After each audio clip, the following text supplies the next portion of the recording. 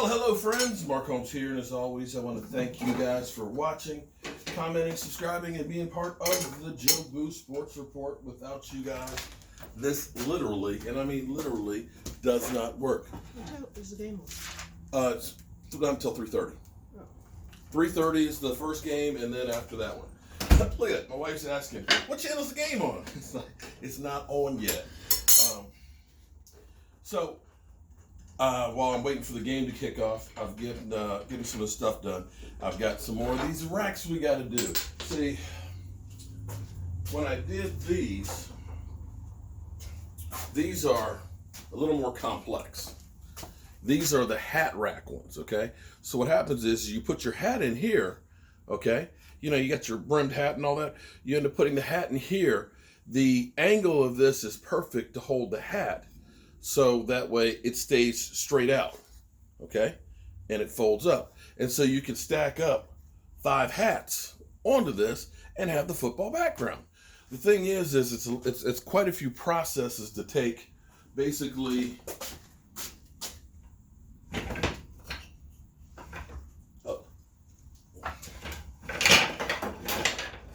a long board like this, and then of course these. I got to cut a little notch in here and a corresponding notch in there to make that part. Then I've got to drill a hole with a Forstner bit there, and then I got to cut it out with the bandsaw, that angle. So this is my kind of invention here, and then mount that on a football. But it's perfect because the hat sits in and it sits out flat. So if you have a bunch of hats that are like autographed and stuff, and you want each one of them, or you want to be able to see the logo on them, they all work in there well. So when I first made those, I made like 15 of those parts. And for whatever reason, all of a sudden people are like, oh, we want those. Because they've been literally sitting here since, last 6 months or so, nobody wanted them. Now everybody wants those, so I've got to go in here and start cutting and making these pieces. So, we got the divisional round games that are coming up today, and I can't wait. I'm going to be live streaming both of the games. My man DMV Dallas Cowboys is going to be in the house, and we can be talking about the Dallas Cowboys and everything that's going on with them. And there's always a lot to talk about with the Dallas Cowboys. There's always a lot to talk about with the Dallas Cowboys. But before we get to the Dallas Cowboys, I want to deal with my buddy, Filthy 500. It's almost comical these days. I mean comical. What you hear from Philly 500 and his crew. So what we know is these are 1/100 of an inch spacers. What we know is Carson Wentz stinks. And the coaching search for whomever is going to be the coach of the Philadelphia Eagles, your plans have to include fixing Carson Wentz. What I love, and I mean I love, is the fact that it seems like everybody that the Eagles have wanted has ended up being they've gone someplace else or said thanks but no thanks. So currently, they have asked, of course, Kellen Moore. Okay, Kellen Moore was supposed to be one of the guys that they want to talk to. Kellen Moore, because the Cowboys season is over, could set up an interview at any point. I haven't heard Kellen Moore say, yeah, I want to go interview for that job. Haven't heard it. Have not heard it. Have not heard anything else from it. So I think we can scratch Kellen Moore off the list. Deuce Staley, okay? Now he's free to go ahead and interview. Today he's interviewing with San Diego. And he, of course, is a former Eagle player.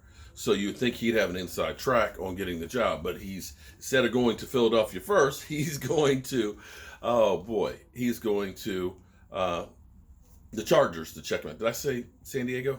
If I did, I forgot. It's never going to sit right saying LA Chargers. Sorry, they need to build a great stadium in San Diego, because if you've ever been to San Diego, you're like, why would anybody want to leave? I mean, the beaches, the people. Man, okay, but anyway, I digress. defensive coordinator from the 49ers. He ended up taking the job with the Jets. How crazy is it that a guy would say, I'd rather take the Jets instead of the Eagles? And we used to think about the Eagles as one of those premier. I mean, literally, they just won the Super Bowl a few years ago. We thought they had a great coaching staff and everything else. And one of the best quarterbacks in football. You've got a quarterback to work with. Well, herein lies the problem. Also, Eric Bieniemy. They want to talk to Eric Bieniemy. Until the Kansas City season's over, they basically are like, no, nobody's talking to anybody. We're focusing in on football. Because you play to win the game, Eagles. You play to win the game. And so we're looking and saying, not so much. So Eric Bieniemy also, of course, is talking with the Texan job, another job that seems to be a pooch screw right now. You're basically going to start from zero. Your quarterback wants to go, and J.J. Watt, they're talking about trading J.J. Watt, trying to get what they can. So they're truly in a rebuilding mode. So you may not get that guy. But here's word that Josh McDaniels is going to interview. And for me, I'm going to put it like this. Philip, you'd like to get Josh McDaniels? I hope you get Josh McDaniels instead of Eric Bieniemy. I tell you why. Josh McDaniels, of course, when we were getting ready to get rid of Jason Garrett, Josh McDaniels was that hot candidate that everybody said, oh, the Cowboys should go get him. But there's a thing about guys that come from New England. When you look at the coaching tree of Bill Parcells, it's not real good. I mean, you look at guys like Eric Bieniemy and things. And Josh McDaniels, when he went to Denver, they were in the playoffs with Tim Tebow, but you saw how he rubbed the wrong way with the players. He got rid of a lot of talent and ended up leaving in disgrace.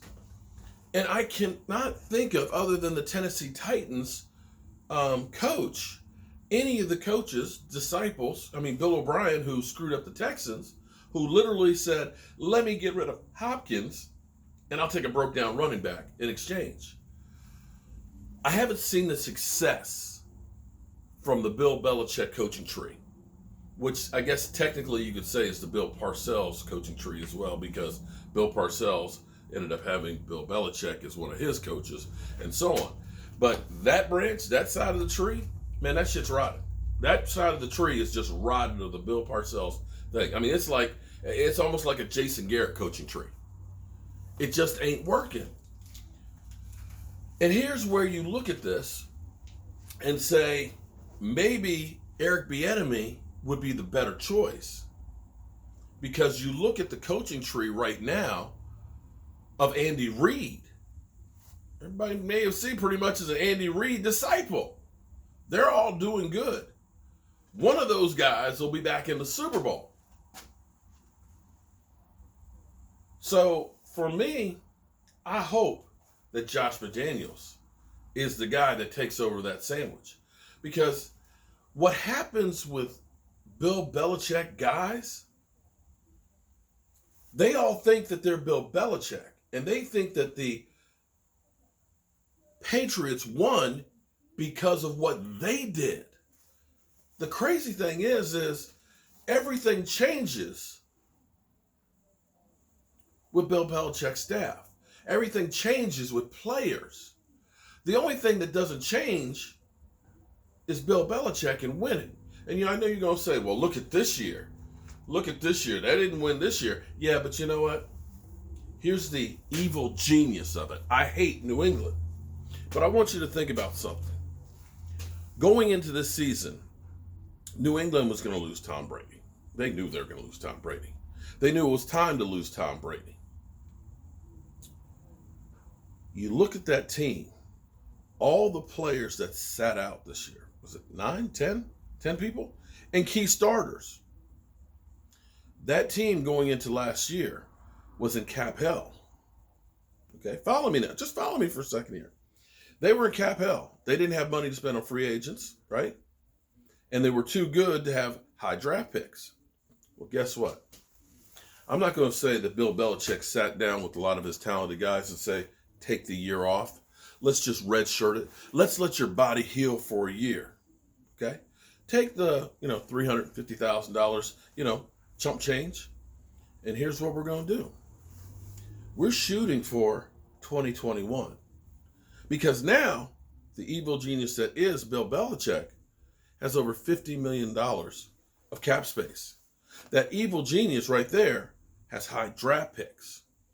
That evil genius understands that come this offseason, when teams like the Eagles, teams like New Orleans, teams like Atlanta, that are so far over the salary cap, have to jettison players and contracts, that they won't have money to spend in free agency.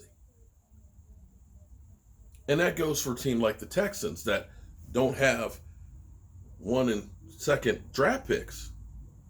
They don't really have cap space to go through and spend money on free agents. So here's what's going to happen. New England's going to get that influence of all those players that sat out for them back completely healed and healthy, having a whole season to recover, flush with cash, that when there's all these other free agents out there and other teams don't have money to spend on them, they're going to get bargain guys.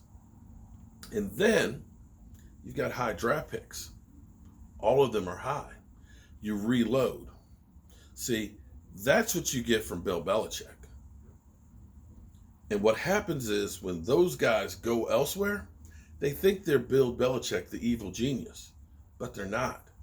They're just a pawn on that chessboard where Bill Belichick is the king. So, Eagles, I hope you get Josh McDaniels. And we'll just watch you guys continue to go straight down the toilet even further. I'll see you guys about 3:15. We'll start our live stream. In the meantime, I got to go over here and get this stuff done. All right? Hope you guys are having a great day.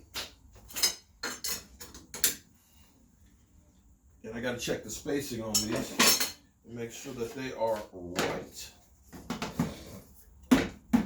You have to literally, let me show you. The difference between being a perfect joint and a not so perfect joint could be that. This is actually a spacer about the thickness of a dollar bill. 0.012 of an inch.